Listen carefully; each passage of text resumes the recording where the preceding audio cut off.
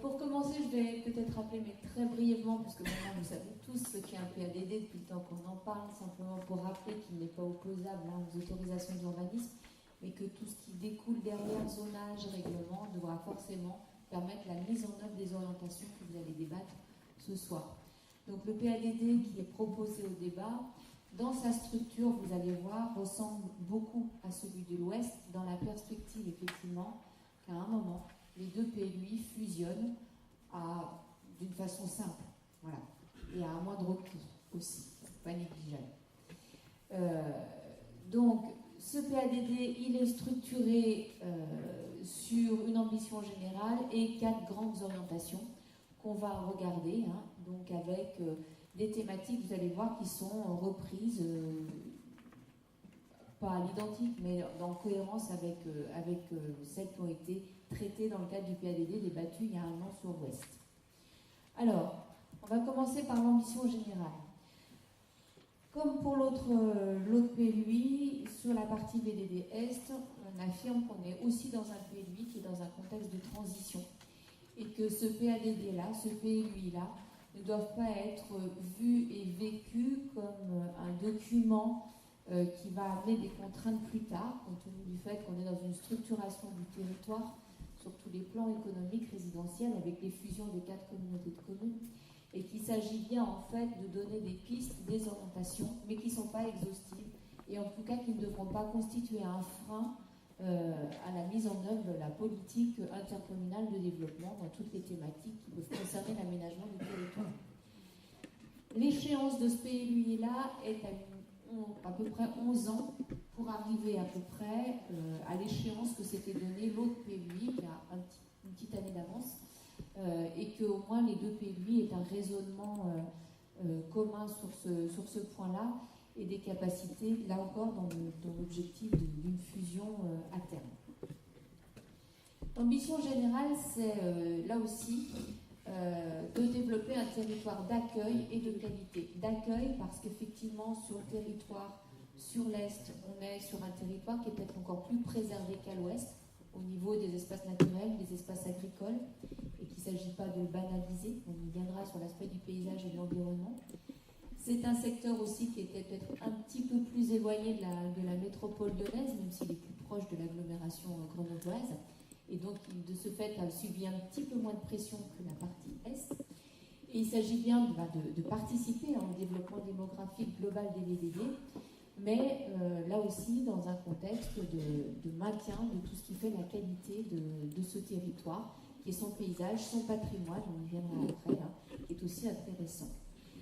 Les communes qui forment la partie est du territoire sont aussi très diverses, qu'avait montré le diagnostic, et qu'il ne s'agit pas à travers le PLUI de niveler les communes et de bien de conserver les spécificités de chacune comme une source de synergie qui vont forcément aller aussi avec les spécificités des communes de l'Ouest.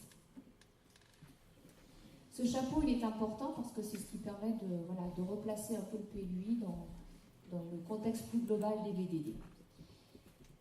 Une orientation très importante concerne la démographie et le projet Habitat, parce que c'est vraiment ce qui est au cœur du PLUI. Donc, on a remis à chaque fois des diapos qui rappellent le contexte, le constat, mais on ne va pas les développer là, c'est juste pour mémoire.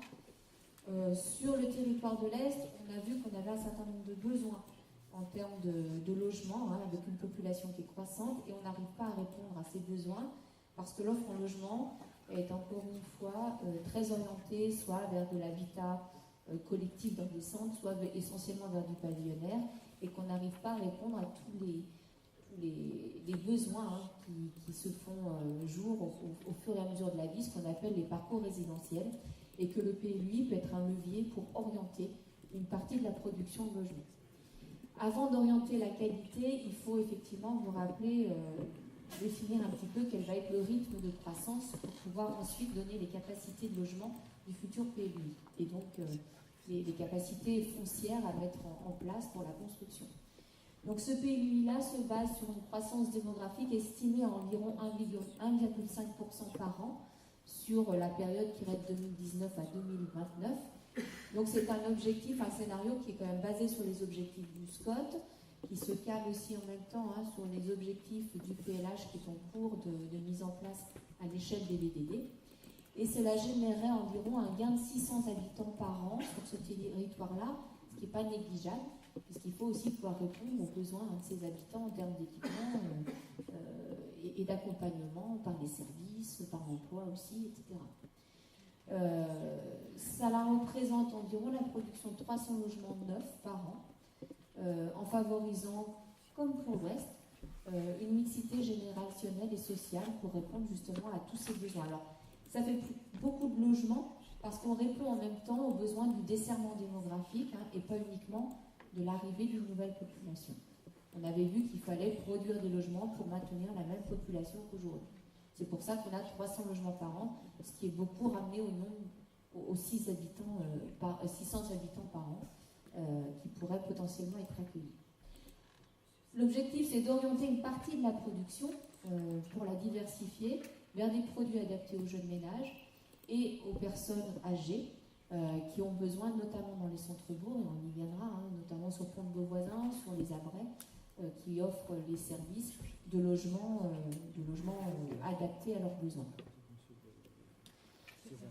Et puis, au-delà de ces types de production, l'objectif global et qui est partagé avec le PLUI de l'Ouest, c'est aussi de privilégier la qualité résidentielle en termes de qualité énergétique, puisqu'on sait très bien que dans 2020, c'est dans 2 ans, les nouveaux logements vont devoir répondre à une nouvelle réglementation thermique et qu'il faut absolument permettre ces nouvelles techniques, à ces nouvelles techniques de se mettre en œuvre dans la construction.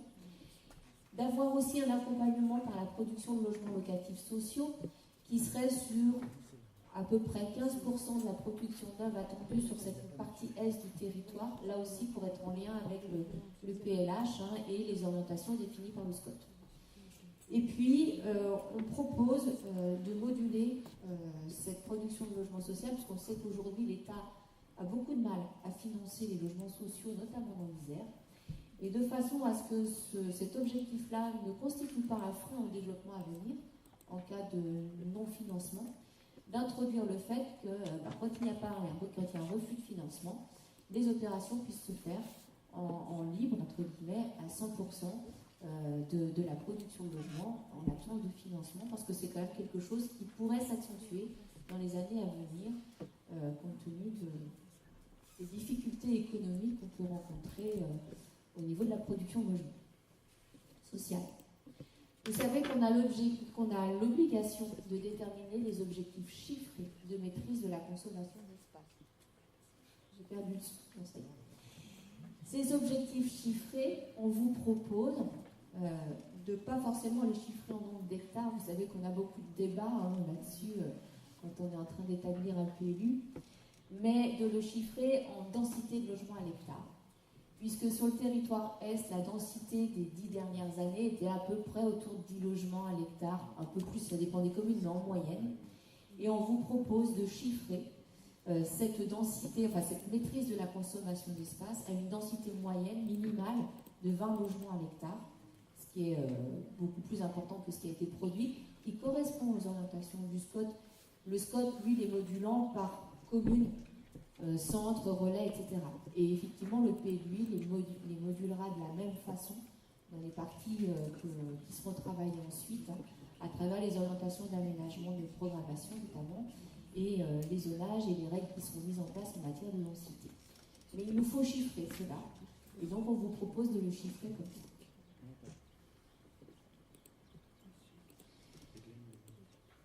Il s'agit aussi d'accompagner les besoins des habitants, parce que ce développement démographique, vous voyez, 600 à peu près, un potentiel de 600 habitants supplémentaires par an, ça va nécessiter des équipements supplémentaires. Donc il s'agit bien de permettre avec ce qui est lui d'être aussi très large comme à l'Ouest, c'était à peu près des orientations équivalentes, l'accueil de tous les nouveaux équipements, leur restructuration, les évolutions sur place, avec certains domaines qui sont plus importants, qui sont le scolaire et le périscolaire, parce que c'est des besoins assez immédiats avec l'accueil de nouveaux habitants, surtout des jeunes ménages. Tout ce qui est armature médicale, puisqu'on sait qu'on a un besoin de proximité important qui va se développer encore en termes de besoins dans les années à venir, notamment avec le vieillissement de la population. Donc il faut bien qu'on n'ait pas notamment sur les espaces plus ruraux, plus éloignés, une désertification médicale, donc on soit ouvert sur ces thématiques-là. Et puis tout ce qui est accompagnement de proximité, équipement sportif, culturel, on va venir sur le tourisme après. Et ça à plusieurs échelles, aussi bien dans les équipements de proximité que dans les équipements structurants qui seront à répartir sur le territoire et notamment sur les villes-centres. Favoriser le maillage numérique du territoire, ça c'est effectivement quelque chose qu'on a l'obligation d'affirmer dans un PLU, même si on n'a pas derrière en termes d'urbanisme réglementaire la main pour pouvoir l'obliger. Mais l'idée c'est bien d'accompagner ce développement-là en accueillant toutes les nouvelles technologies, parce qu'aujourd'hui on pense à certaines technologies, mais dans 9 ans il y en aura sans doute de nouvelles, donc en restant ouvert à ces technologies-là dans le cadre des aménagements futurs. Voilà. Et puis évidemment l'accompagnement par les infrastructures routières, réseaux, etc. Mais c'est plus classique. Ce développement global, on l'a quantifié. Maintenant, il s'agit de le localiser. Et l'objectif, là, c'est effectivement de travailler sur les centralités, aux différentes échelles de centralité, on va y venir. Je rappelle qu'on a le SCOT au-dessus du PLUI, qui a identifié, sur l'Est comme sur l'Ouest, un certain nombre de communes, centres, des bourgs relais, et que c'est sur ces communes-là que le développement doit être priorisé.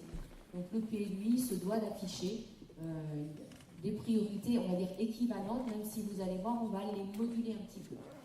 Donc on rappelle qu'il y a la ville-centre de Pont-de-Beauvoisin, la ville relais des Apennins en Dauphiné, qui est devenue importante maintenant, un peu plus importante depuis la fusion en commune nouvelle. On a un certain nombre de bourgs relais, Aos, Saint-André-de-Gaz, Dirieux et des villages. Donc le SCOT, je rappelle, pour chacune de ces polarités définit un mode de développement avec pour la ville-centre de Pont-de-Beauvoisin un développement minimal et une densité maximale dans la production de logements, qui est l'équivalent de la Tour du Pin sur l'ouest du territoire. Donc c'est son pendant, côté est, avec des orientations qui vont être équivalentes. Voilà. Donc on va venir un petit peu plus dans le détail avec des polarités dont on a vu que celles qui étaient identifiées par le SCOT ne se retrouvent pas forcément dans la réalité des communes sur l'Est, puisqu'on a certaines polarités, notamment au niveau des bourgs relais, et c'est encore plus flagrant sur les villages. Certains villages très peu denses, très petits, avec beaucoup moins d'équipements, de pôles d'animation, ils sont mis au même niveau que des villages beaucoup plus importants en termes de densité. Et donc on estime que dans ce PLUI-là, on doit prendre en compte cette réalité du terrain, et on va proposer de moduler un petit peu les orientations du SCOT, notamment en termes de densité par rapport à certaines petites communes, de façon à pouvoir être mieux calé sur les réalités territoriales de ces communes. Alors, dans les orientations, l'objectif, c'est bien effectivement de ne pas, dans une orientation globale, d'aller plutôt vers la densification, puisque de toute façon, c'est quelque chose qui est nécessaire pour préserver les espaces agricoles et naturels, mais de tenir compte dans cette densification, comme je le disais tout à l'heure, des réalités du territoire, non seulement entre communes, bourgs-relais, villes-centres, mais aussi à l'intérieur des communes, entre les différents quartiers, donc les centres plus denses, les points d'appui du développement, on a vu on verra sur certains hameaux, et puis de faire en sorte que ce développement sur les centralités soit un développement là encore qualitatif, avec des espaces qui soient appropriables par leurs usagers, et qui soient vraiment des lieux de rencontre, d'échange dans les centralités. On n'est pas là pour faire de la densité, uniquement de la densité, mais qu'on ait bien une multiplicité de fonctions qui font que ces centralités soient vraiment des sources d'animation, des sources de vie. Il s'agit aussi d'encourager le renouvellement urbain. On a vu que sur ces communes, il y avait aussi un certain nombre de friches qui étaient à côté de secteurs non bâtis, et que c'était l'occasion de permettre d'inciter à leur renouvellement pour permettre justement dans ces centres d'aller vers une plus grande qualité, que ce soit pour de la création de logements, d'équipements ou même d'espaces publics. Ça veut dire que dans certains secteurs, le renouvellement urbain peut aussi être porteur de dédensification sur certains secteurs, notamment dans des centralités qui aujourd'hui sont, comme on pense à Pont-de-Beauvoisin, qui sont pour certains quartiers avec une perte de qualité. Il s'agit de ramener cette qualité, notamment vers un autre espace urbain produit et peut-être moins dense sur certains îlots. Voilà. Les quartiers gares et les hameaux, certains hameaux, peuvent être des points d'appui du développement. Le SCOT, je rappelle, nous permet d'avoir par commune 2 hameaux, 2 quartiers périphériques, points d'appui du développement. Donc c'est réaffirmé dans ce PLUI-là, avec aussi les quartiers gares qui constituent une priorité pour un développement plus important, même si aujourd'hui on sait qu'on n'a pas une qualité de desserte des gares optimale, mais c'est un petit peu un pari de dire qu'on densifie un peu ces espaces pour justement, et on diversifie aussi les fonctions de ces espaces pour justement qu'à terme, on crée des conditions favorables à une amélioration aussi de la desserte ferroviaire. Et en dehors de ça, effectivement, tous les secteurs qui sont plus périphériques ne sont plus amenés à se développer, à s'étendre. Sur les hameaux vraiment constitués, il y aura comme pour l'Ouest une constitution, enfin une possibilité de développement à l'intérieur du hameau, mais sans extension en dehors des enveloppes de bâtis. Et évidemment, tout mitage de l'espace agricole et rural est à éviter. On a vu que effectivement les centralités vont effectivement devoir, notamment sur les espaces qui vont se développer dans les centres, se densifier, aussi permettre de conforter les fonctions de centralité en étant des lieux de vie, avec des équipements, éventuellement l'accueil de nouveaux commerces sur certains secteurs, ou la restructuration de commerces. On y viendra tout à l'heure pour Pont-de-Beauvoisin. Et puis, à l'occasion notamment du renouvellement ou de la densification de ces centres, aller vers une diversification des formes bâties, parce que ce n'est pas uniquement là qu'on va retrouver du collectif, mais qu'on peut développer sur ces secteurs, dans le cadre de la densification raisonnée, un habitat dit intermédiaire qui répond à ces besoins des jeunes ménages et des personnes âgées. À côté de ça, le PLUI souhaite encourager le réinvestissement aussi des logements vacants, parce qu'on a quand même, sur certaines communes, une vacance qui peut être ponctuellement importante, et qui va aussi parfois avec la vacance commerciale, on viendra sur Pont-de-Beauvoisin, et qui sont des thématiques importantes pour la requalification des centres. Donc le PLUI affirme ses axes d'aménagement et de développement futur. Ça va aussi avec la prise en compte de la limitation, la prise en compte des flux automobiles et de ces nuisances. La plupart des communes sur l'Est sont quand même des communes traversées par des infrastructures routières importantes. Alors certes, ça permet l'accessibilité, mais ça amène aussi un certain nombre de nuisances et de difficultés dans les centres, dans même les villages, les bourgs, et donc il est important de pouvoir le prendre en compte dans les modes urbanisés, en permettant une évolution des usages autour de ces axes, quand on est vraiment sur des axes à forte circulation, en amenant peut-être plus d'équipements, plus d'autres activités que du logement qui serait soumis à ces nuisances sonores. De travailler aussi le long des contournements sur les secteurs d'urbanisation nouvelle à éviter de ramener de façon trop proche, là encore, de l'habitat sur des voies qui seront de plus en plus bruyantes pour les contournements.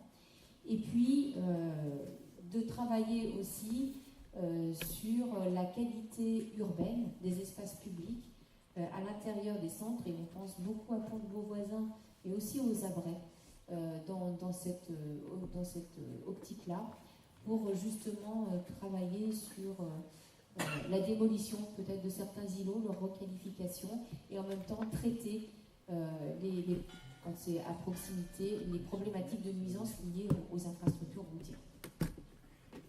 Paul Garon en a parlé.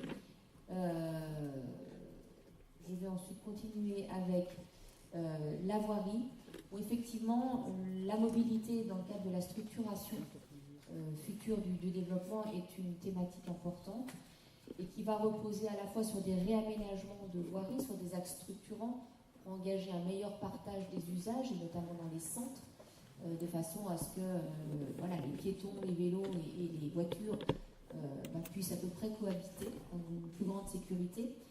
Ça signifie aussi d'inscrire à terme des liaisons cyclables, on appelait interurbaines ou intervillages, à l'échelle des bassins de vie, en priorisant le réaménagement de certaines portions d'axes importants pour des pistes cyclables.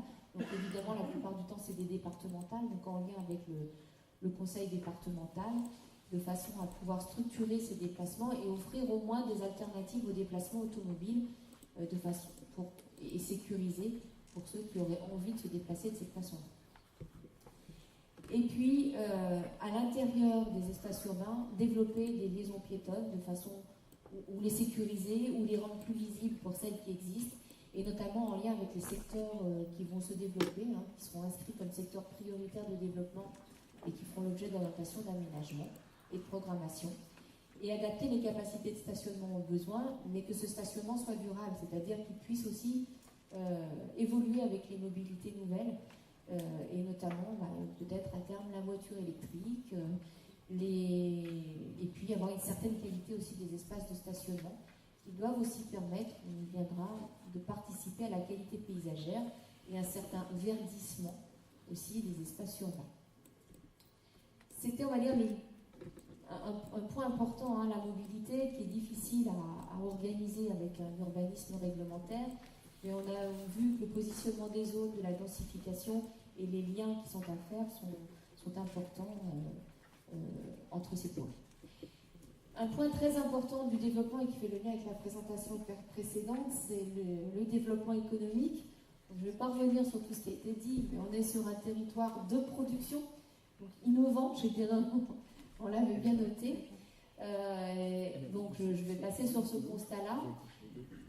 Sur le plan du commerce, on a une offre en commerce qui est bien présente, notamment sur les polarités centrales de Pont-de-Beauvoisin et des Abrets en Dauphiné, avec pour les autres communes plutôt un rôle de proximité.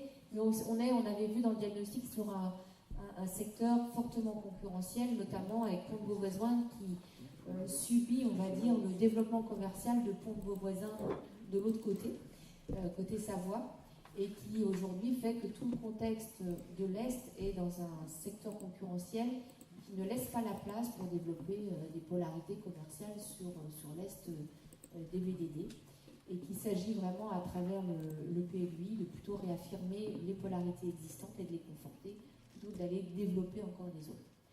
Sur l'offre touristique, on avait vu qu'on avait aussi un certain nombre de points d'appui, donc liés au milieu naturel, mais aussi à déjà des espaces d'accueil qui existent, à la base de loisirs de Romanieux, les autres futilieux.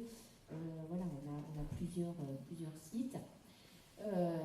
Et puis, concernant l'agriculture, je vais juste faire ce point-là, on a vu aussi qu'on a un territoire agricole qui est très présent, encore plus présent qu'à l'ouest, mais qui, comme à l'ouest, a aussi subi la crise de l'élevage, avec une forte diminution des exploitations agricoles et des enjeux importants aujourd'hui pour les agriculteurs présents, d'avoir une lisibilité sur le long terme sur l'avenir économique du territoire sur le plan agricole.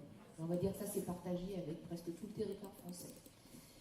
Ensuite, en termes d'orientation qui serait proposée, c'est qu'effectivement le PLUI soit recherche des conditions favorables à la création d'emplois, puisque c'est nécessaire. On a des besoins en termes d'emploi sur le territoire. Donc ça veut dire une structuration des zones d'activité. Alors une structuration des zones d'activité existe déjà, donc permettre leur confortement pour certaines, prioriser leur développement. Donc on rappelle qu'il y a un schéma d'accueil des entreprises qui a été travaillé, qui reste à valider, et qui sert de base un petit peu de fil conducteur au PLUI dans le cadre de l'aménagement de ces secteurs d'accueil à venir, puisque c'est bien à l'échelle globale des VDD que cet accueil est envisagé dans une complémentarité entre l'Est et l'Ouest du territoire. Et le PLUI, pour le coup, partage vraiment les mêmes orientations que le PLUI voisin, puisque c'est bien un même territoire qui se développe au niveau économique. Sur le développement commercial, le PLUI soutient la fonction de proximité et avec avec notamment deux polarités principales, hein, les abrets en Dauphiné et Pont de Beauvoisin, avec des enjeux différents. Sur les abrets, il s'agit bien dont le centre a une activité commerciale plutôt dynamique, de peut-être étendre le linéaire commercial et permettre son développement, avec des protections qui pourront être mises en place dans les outils réglementaires par la suite. Et sur Pont de Beauvoisin, c'est plutôt de le recentrer, ce linéaire, pour lui donner plus de chances d'avoir une dynamique plus forte dans un premier temps, quitte à, dans un PLUI suivant, à le réétendre à nouveau une fois que la dynamique commerciale sera de retour sur cette commune. Voilà. Et sur les autres communes, maintenir un maillage commercial de proximité avec évidemment une priorité donnée aux centralités. Et le PLUI affirme qu'il n'y aura pas de zone commerciale périphérique nouvelle qui sera développée sur le territoire de l'Est. Sur le plan touristique, les orientations proposées visent deux cibles touristiques principales. La clientèle qu'on a appelée de proximité et qui vient plutôt des agglomérations voisines, et notamment de l'agglo lyonnaise, qui est une clientèle qui vient sur la journée et qui peut bénéficier d'une offre de loisirs, les loisirs de nature, les loisirs aussi plus ludiques. Et puis il y a l'autre cible qui est la clientèle d'affaires, parce que si on a un développement économique, c'est aussi important de pouvoir développer des hébergements, des capacités en lien avec cette clientèle-là.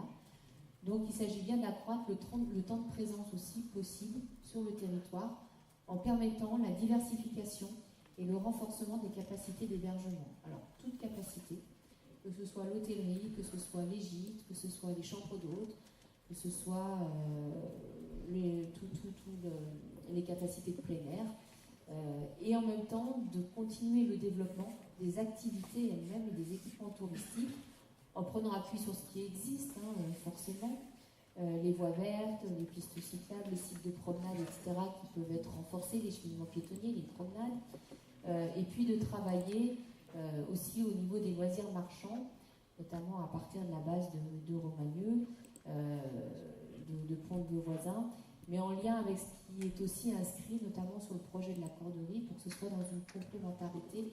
Évidemment, il n'y a pas on ne serait pas à l'échelle d'une concurrence sur le territoire de l'île. Sur l'avenir agricole. Oui, donc comme l'a évoqué tout à l'heure Laurence, on est dans un contexte de crise agricole majeure. Et l'un des enjeux du PLUI sera de soutenir et de pérenniser l'activité agricole sur le territoire. Donc ça passe par différentes orientations qui sont notamment la préservation de la fonctionnalité des sièges d'exploitation et des bâtiments agricoles. Donc voilà, permettre l'évolution des activités existantes. Donc c'est une orientation forte du PLUI, mais également préserver le foncier qui est nécessaire à la survie des exploitations, en arrêtant notamment le mitage, et également en préservant les terres agricoles qui sont stratégiques pour les exploitations agricoles. On pense notamment aux parcelles à proximité des exploitations, les parcelles qui font l'objet de mesures agro-environnementales, par exemple, qui procurent en fait une plus-value économique à l'exploitation.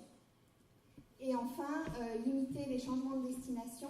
Donc voilà, les permettre, mais dans une mesure limitée, afin d'éviter de trop miter l'espace agricole par des habitations de tiers, ce qui pourrait contraindre en fait les exploitations qui sont existantes, donc les empêcher éventuellement d'évoluer et empêcher en fait toute reprise de ces bâtiments agricoles qui sont aujourd'hui existants. Cette préservation de l'activité agricole, ça passe également par le fait de permettre l'installation de nouvelles exploitations sur le territoire, donc permettre aux agriculteurs d'installer leurs bâtiments techniques, mais également toute autre installation. On pense notamment aux méthaniseurs qui ont été évoqués sur le territoire, donc permettre ces installations en zone agricole. Donc ça passe également par le renforcement des filières de commercialisation, donc par l'anticipation notamment de points de vente de proximité, la diversification économique des exploitations en lien avec l'agro-tourisme, la création d'hébergements, tous ces éléments en fait qui permettent aux agriculteurs d'avoir une plus-value économique sur leur exploitation. Et enfin, développement de cette activité agricole, mais toujours en lien avec l'intérêt écologique et paysager des secteurs, c'est-à-dire confronter les trois enjeux et permettre,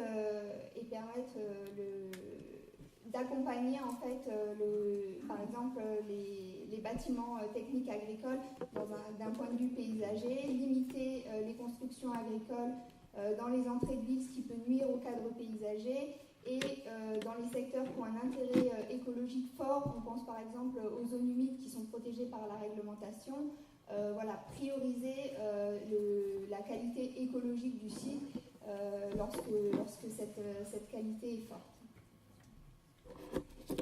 Concernant l'environnement, donc, comme on vous l'avait présenté dans le diagnostic, vous avez un territoire qui présente une richesse écologique relativement forte, qui est liée notamment au maillage hydrographique, à la présence de marées, de tourbières, de zones humides.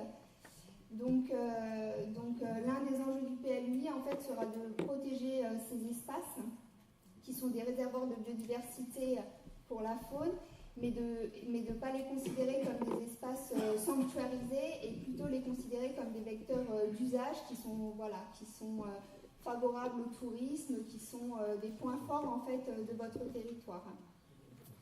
On avait évoqué également la question des corridors écologiques qui sont les axes en fait qui relient les réservoirs de biodiversité et qui permettent aux espèces de se déplacer.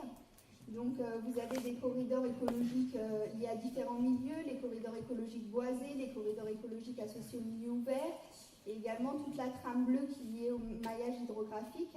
Donc voilà, une des orientations du PLUI sera de préserver ces corridors écologiques dans l'espace rural et dans les secteurs de développement, donc de permettre leur préservation et de les utiliser en fait comme support de qualité urbaine. Donc concernant le patrimoine végétal qui jalonne vos bourgs et les espaces urbanisés, donc l'une des orientations du PLUI, c'est de préserver ces éléments de trame verte en zone urbanisée, qui en plus d'être favorables à la biodiversité et de contribuer favorablement au cadre de vie, permettent également de limiter l'imperméabilisation des sols et du coup de permettre une infiltration en lien avec les risques qu'on verra tout à l'heure. Et enfin, réduire l'impact du développement sur le cycle de l'eau et de ces milieux, donc notamment privilégier l'urbanisation dans les secteurs qui sont desservis par l'assainissement collectif ou pour lesquels la mise en place d'un assainissement non collectif performant est possible. Inciter à une gestion adaptée des eaux pluviales, donc comme je vous le disais tout à l'heure, ménager des espaces d'infiltration ou toute autre technique en fait permettant de limiter le ruissellement.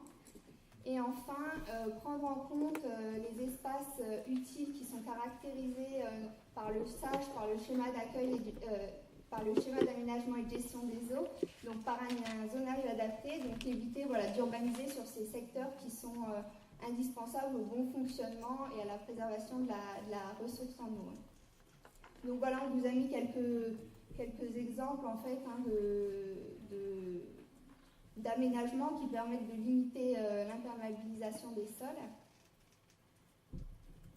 Également, protéger la population des risques et des nuisances. Donc, notamment, vous avez un territoire qui est concerné par de nombreux risques naturels. Voilà, on vous a remis un exemple de carte. Ces risques ont été identifiés par des cartes d'aléas qui ont été réalisées à une échelle parcellaire. Donc, l'enjeu du PLUI sera évidemment d'intégrer ces risques dans les projets de développement. Également un risque minier donc évoqué sur la commune de Saint-André-de-Gaz. Les nuisances sonores, Laurence l'a évoqué tout à l'heure. Ces nuisances sont associées principalement à la présence des infrastructures routières et ferroviaires. Donc voilà, permettre un développement qui soit le moins possible impacté par ces nuisances sonores. Et bien sûr, anticiper la création de la future ligne ferroviaire Lyon-Turin qui va traverser le territoire et qui va être source de nuisances sonores importantes également. Donc évidemment, éviter d'urbaniser trop à proximité pour limiter l'exposition de la population à ces nuisances-là. Et enfin, le dernier objectif, donc l'objectif de limitation des gaz à effet de serre, donc dans un contexte de transition énergétique. Donc, favoriser la qualité énergétique des secteurs résidentiels et économiques. Donc, comme évoqué tout à l'heure, en lien avec la réglementation thermique 2020 qui arrive très rapidement. Organiser le territoire pour limiter les déplacements et réduire les gaz à effet de serre, donc favoriser une compacité bâtie, anticiper la création d'aires de covoiturage, la création de cheminements piétons, de cheminements vélos, etc.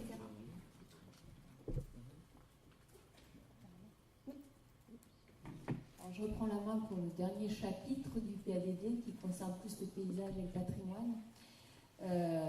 On avait vu, j'en ai la diapo, qu'on a effectivement là aussi un paysage très intéressant lié avec un paysage de l'eau qui est très prégnant, un patrimoine bâti de très grande qualité, avec les maisons dauphinoises qui sont là de façon très, très prégnante dans le paysage des villages et des hameaux notamment. Et donc, on a donc une histoire qui est encore très présente dans le paysage et dans le patrimoine, très lisible encore, et qui constitue vraiment une identité du territoire. Donc, il s'agit de s'appuyer sur cette identité pour pouvoir se développer, donc sans banaliser le cadre de vie, donc préserver ce paysage patrimonial, qui soit, on va dire, lié à des grands ensembles ou à des éléments plus ponctuels, on en voit quelques-uns ici. Et puis, ce patrimoine, il est aussi lié aux ambiances végétales qu'on peut avoir sur certains quartiers, sur certains secteurs, et qu'il est important aussi de maintenir. Au-delà de la préservation, le paysage est aussi un élément qu'on construit à travers l'aménagement.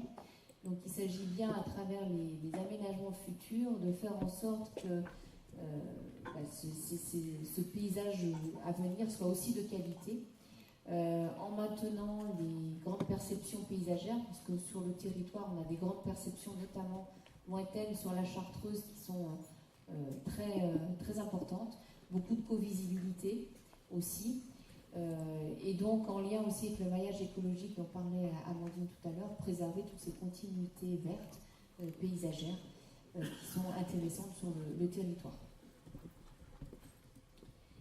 D'aller vers une urbanisation nouvelle soignée, notamment en retravaillant les entrées de ville, les limites des enveloppes urbaines, avec des transitions paysagères. On alourdit les orientations d'aménagement et de programmation qui le permettra. De travailler sur les formes urbaines bâties en s'appuyant sur l'homogénéité et la qualité du bâti existant. Il ne s'agit pas d'aller amener des champignons de grande hauteur sur des espaces pavillonnaires bas et vice-versa dans les centres historiques, d'amener des maisons en rez-de-chaussée là où on a aujourd'hui des volumes bâtis importants, donc de bien préserver ces formes urbaines et puis encourager évidemment le renouvellement des friches qui sera aussi un facteur de qualité urbaine et paysagère important. Voilà. Donc voilà en synthèse, on va essayer de resynthétiser un peu tous les objectifs du PADD qu'on a développés sur une cartographie, alors pour le coup vraiment très synthétique, compte tenu de l'ensemble des thématiques.